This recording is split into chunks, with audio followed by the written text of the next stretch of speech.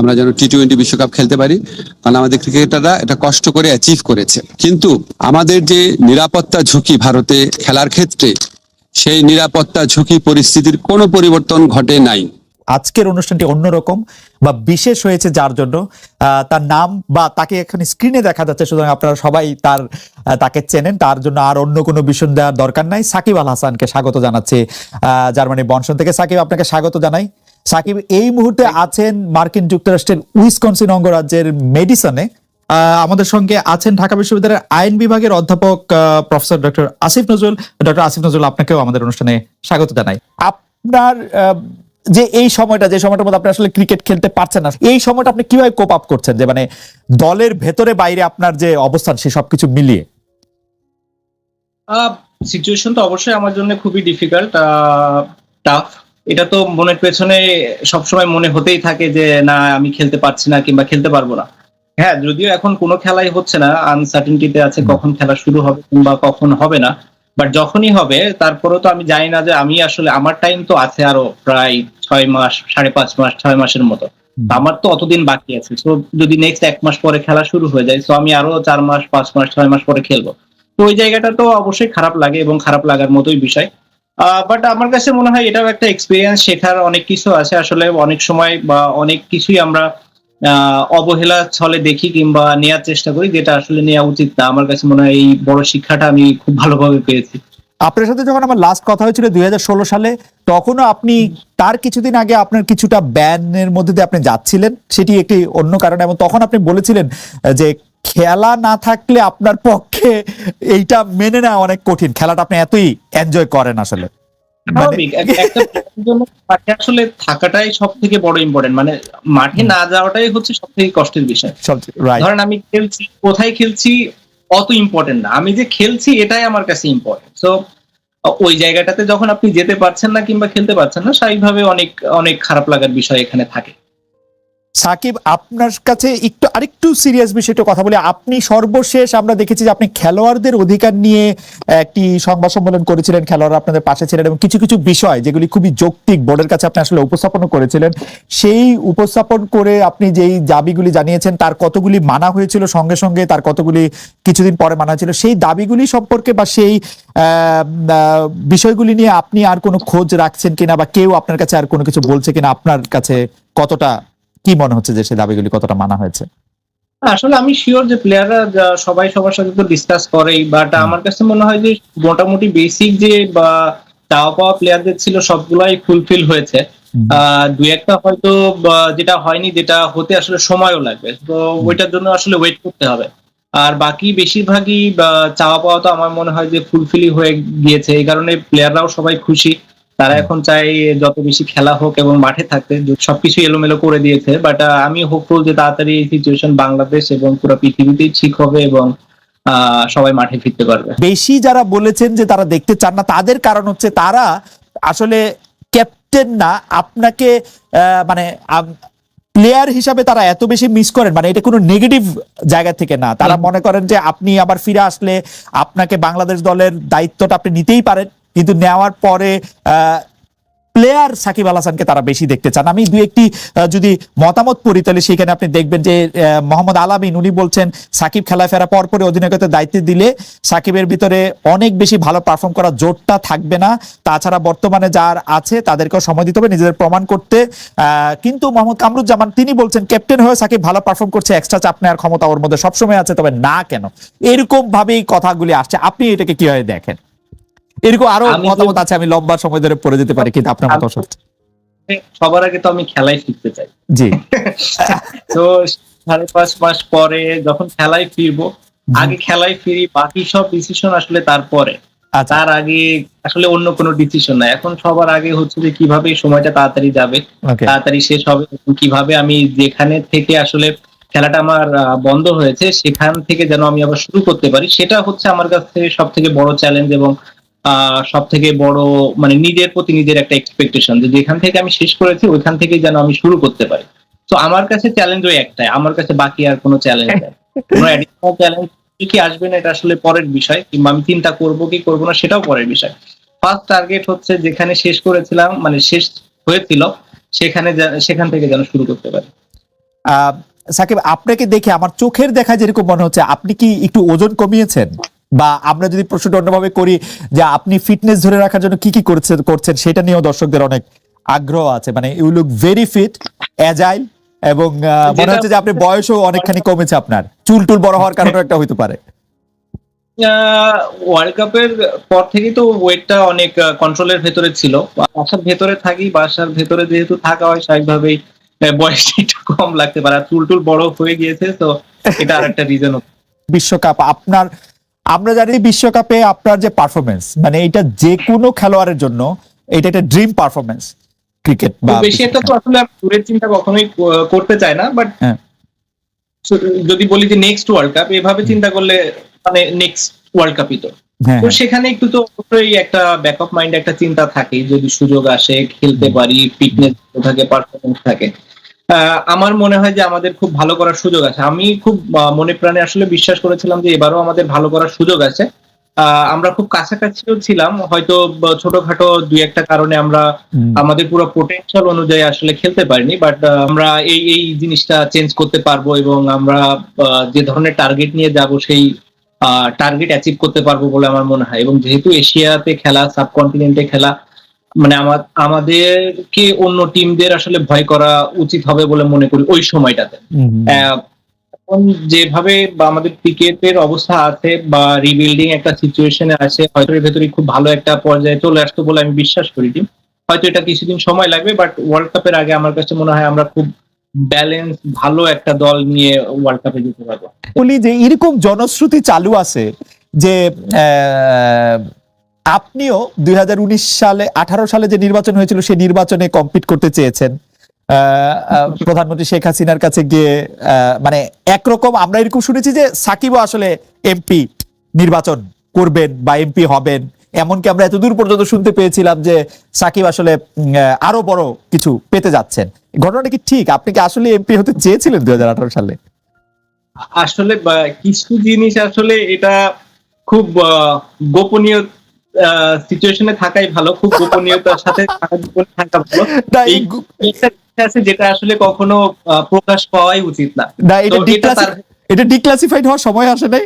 Declassified হওয়ার সময় মানে আমার ধারণা যদি আমি কোনোদিন পলিটিক্সে আসিও সেটাও আসবে না, আর কোনোদিন না আসিও সেটাও আসবে না।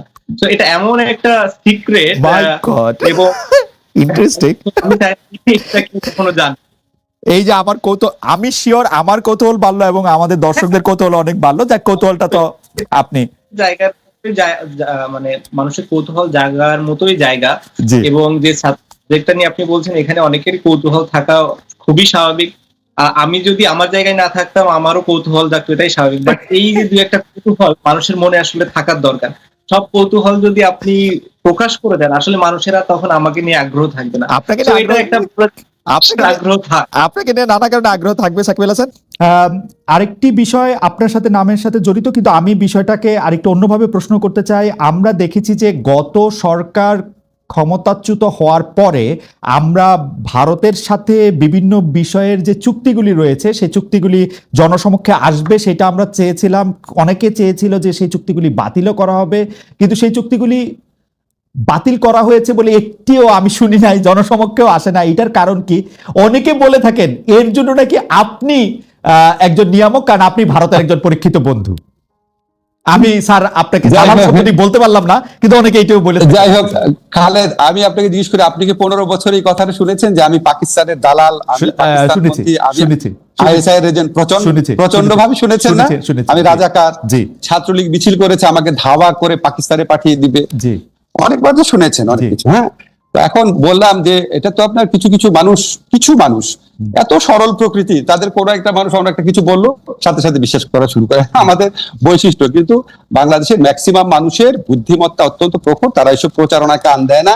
আপনার নিশ্চয়ই মনে আছে আমি ক্ষমতাসীন হওয়ার পর আমাদের এই সরকার দায়িত্বে আসার পর, আমার দায়িত্বে আসার পর ভারতীয় পত্রপত্রিকায় বরং আমাকে নিয়ে অপপ্রচার করা হয়েছে, যে লস্করে তৈয়বা জিনিসটা সম্পূর্ণ অপপ্রচার, কি জঘন্য অপপ্রচার করা হয়েছে। তো এটা আপনার এতই হাস্যকর।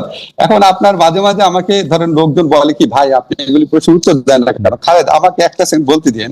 দেখেন আপনি যখন রাস্তাঘাটে হাঁটবেন আপনি মাঝে মাঝে কিছু ভিখারিকে দেখেন না, ময়লা হাতে নিয়ে হাঁটে, থুতু মারে লোককে, ময়লা ছুঁড়ে মারে, আপনি কি তাকে কনফ্রন্ট করতে যান নাকি আপনি একটু মানে একটু দূরে দূরে সরে থাকেন? তো এই সমস্ত কথাবার্তা যারা বলে তাদেরকে আমি ওই ধরনের আবর্জনা ছুঁড়ে মারা, যে নোংরা যা থাকা, যে আপনার যে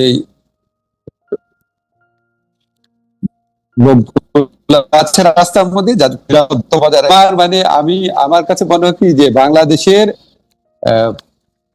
হয়তো খুব বেশি হলে আমার যারা ফলোয়ার আছে, ভক্ত আছে বা আমাকে যারা ভালোবাসেন তাদের মধ্যে হয়তো 10% মানুষ যারা খুবই সরল মনা, খুব গভীরভাবে চিন্তা করেন না, তারা হয়তো তাদেরকে প্রভাবিত করতে পেরেছে।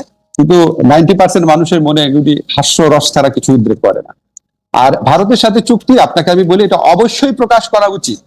এখন ধরেন চুক্তিগুলো তো হয় পররাষ্ট্র মন্ত্রণালয়ের মাধ্যমে, ঠিক না?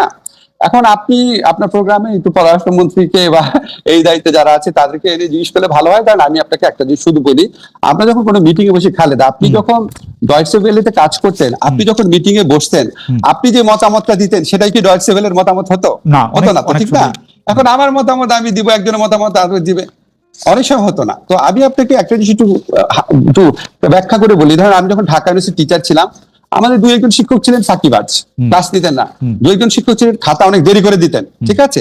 তো এটা কিন্তু আমরা একাডেমিক কমিটি মিটিং এ প্রতিবারই সবচেয়ে বেশি এগুলি নিয়ে আমি সোচ্চার ছিলাম, কিন্তু আলটিমেটলি দেখা যেত ডিসিশন হতো না।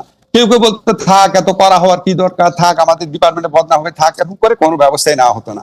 কিন্তু আমি তো বলে যেতাম, এখন ব্যবস্থা যে নেওয়া হতো যে না আমার ডিপার্টমেন্টে কোনো ফল্টের জন্য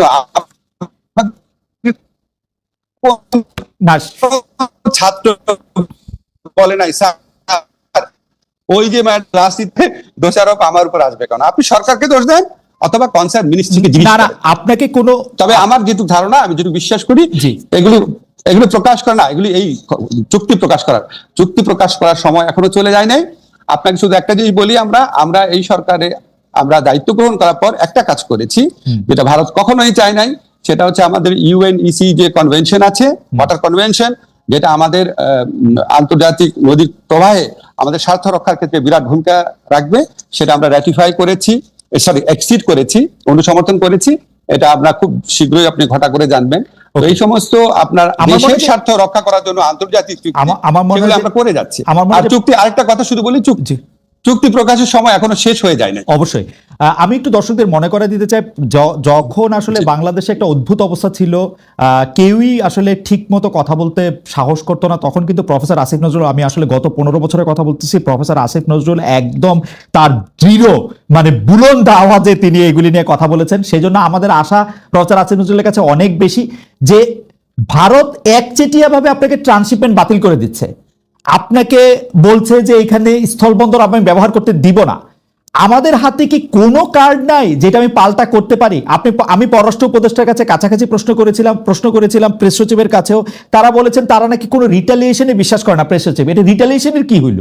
মানে ঘটনা হচ্ছে ভারত একচেটিয়া ভাবে এগুলি, স্যার আমি আপনার এতদিন ধরে চিনি বলে আমার কাছে মনে হয় যে আপনি এগুলি কেমনে সহ্য করেন, বা আপনি কেন এগুলি কিছু বলেন না, বা আসলেই কি আমাদের হাতে কিছু নাই? Very good question. এখন ধরেন এখন ধরেন আমি আপনাকে বলি, খালেদ আপনি আমাকে 2টা প্রশ্ন করছেন, আমাকে একটু টাইম দিবেন বলা যে আপনি এটা কিভাবে সহ্য করেন এবং আপনি কেন বলেন না। আচ্ছা, আমার ল ডিপার্টমেন্টে যেই শিক্ষক ক্লাস নিত না, বা আমার ল ডিপার্টমেন্টে যেই শিক্ষকের 1-2 শিক্ষকের কারণে রেজাল্ট পাবলিশ করতে 2-3 মাস দেরি হয়ে যেত, আমার ডিপার্টমেন্টে যেই শিক্ষক ছাত্রদেরকে 0 নাম্বার এবং মাইনাস নাম্বার দিত, আপনার কি মনে হয় আমি এটা সহ্য করতাম? আমি তো প্রত্যেক একাডেমিক কমিটির মিটিং এ বলতাম। তা আপনার কেন মনে হয় না একই রকম সিচুয়েশন এখানেও আছে? কেন মনে হয় না হতে পারে? এটা আমাদের তো প্রফেসর ইউনুস আছেন, প্রফেসর ইউনুস কেমন এটা না করবেন? মানে আমি আপনার সাথে আমার যে পরিচয় বা আলাপ আছে, হয়তো ডক্টর মোহাম্মদ ইউনূসের সাথে অত আলাপ পরিচয় ঘনিষ্ঠতা নাই, কিন্তু আমি তো উনারে জানি, তো উনারও তো এটাতে নিয়ে মানে নিজে এটা করা উচিত। এবং দেখেন স্যার, আপনার সাথে আমি যখন কথা বলতেছি, অসংখ্য লোক আমাদেরকে বলতেছেন যে 26 লক্ষ ভারতীয়, যদিও এটার কথা আপনি আগে বলছেন, কিন্তু আসলেই তো কোনো চেঞ্জ হয় নাই। মানে হাসিনা সরকার ইউনূস সরকারের কি তফাৎ ভারতের ইয়াতে? এটা আমি একটু আপনাকে বলি, এটা তো আমার ক্ষেত্রে কথা, স্যারের ক্ষেত্রে স্যার অনেক বড় প্রেক্ষিত থেকে জিনিসটা দেখে, আমি তো অত বড় প্রেক্ষিত থেকে দেখতে পারি না, ফলে আমার পক্ষে অ্যাপ্রোপ্রিয়েট আনসার করা সম্ভব না ভারতের ব্যাপারে, ভূমিকার ব্যাপারে। যত বৈদেশিক সম্পর্কের যে ব্যাপার আছে সেটার সাথে কোনোভাবেই আমি ইনভলভ না। বৈদেশিক সম্পর্ক দেখে আমাদের পররাষ্ট্র উপদেষ্টা আছে, আমাদের ওই যে আপনার আমাদের হাই রিপ্রেজেন্টেটিভ খলিল সাহেব আছে, দেখে আমাদের স্যার দেখে। আপনার মনে হয় কি আপনি ধরেন আপনি খালি ধরেন ডয়েটসে ওয়েলেতে একটা জিনিস প্রচার হলো কেন, তখন আপনার যদি কেউ জিজ্ঞেস করতো আপনার কাছে মনে হতো ডয়েটসে ওয়েলের জার্মান ভার্সনে কি প্রচার হচ্ছে আমি কি জানি। তো আমার কাছে এরকম অবস্থা, আপনি উনাদেরকে জিজ্ঞেস করেন এবং আমার ধারণা উনাদের আরো অনেক অনেক বড় প্রেক্ষিত থেকে দেখে অ্যাপ্রোপ্রিয়েট সময় অ্যাপ্রোপ্রিয়েট ব্যবস্থা নেবেন। এখন আপনি বলেন, ধরেন আমাকে অনেকেই বলে যে 26 লক্ষ ভারতীয় ব্যাপারটা, তো 26 লক্ষ ভারতীয় ব্যাপারটা যদি বলে থাকি তাহলে এটা অত্যন্ত ভারত বিরোধী কথা।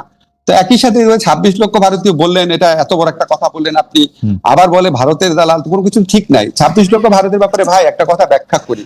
আমরা যখন 15 বছর অ্যাক্টিভিজম করতাম, অনেক জায়গায় অনেক ভাষণ দিতাম, অনেক বক্তব্য দিতাম, যখন আমরা বক্তব্য দিতাম প্রত্যেকটা কথা অ্যাকিউরেট হতো না। এখানে আমি সিপিডির একটা রিসার্চ পেয়েছিলাম, আমি এটা আগের অনুষ্ঠানে ডিটেইল বলেছি, বলেছে 5 লক্ষ, সিপিডি বলেছে 5 লক্ষ, আরেকটা বলছে এর চেয়ে অনেক বেশি হতে পারে। এখন ধরেন আমার যদি অ্যাকচুয়াল ফিগারের চেয়েও ইম্পর্টেন্ট ব্যাপার ছিল ব্যাপক সংখ্যায় রয়েছে।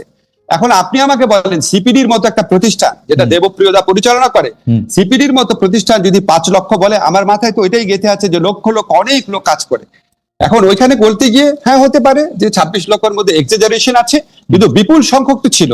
এখন বিপুল সংখ্যক ভারতীয় আপনার যারা চাকরি করতো তারা 5 অগাস্ট থেকে 8 অগাস্টের মধ্যে চলে যায় নাই, এটা আপনাদেরকে কে বললো? ওই সিচুয়েশন দেখে যদি আওয়ামী লীগের, একটা সেকেন্ড ভাই, আওয়ামী লীগের যদি হাজার হাজার লোক চলে যেতে পারে,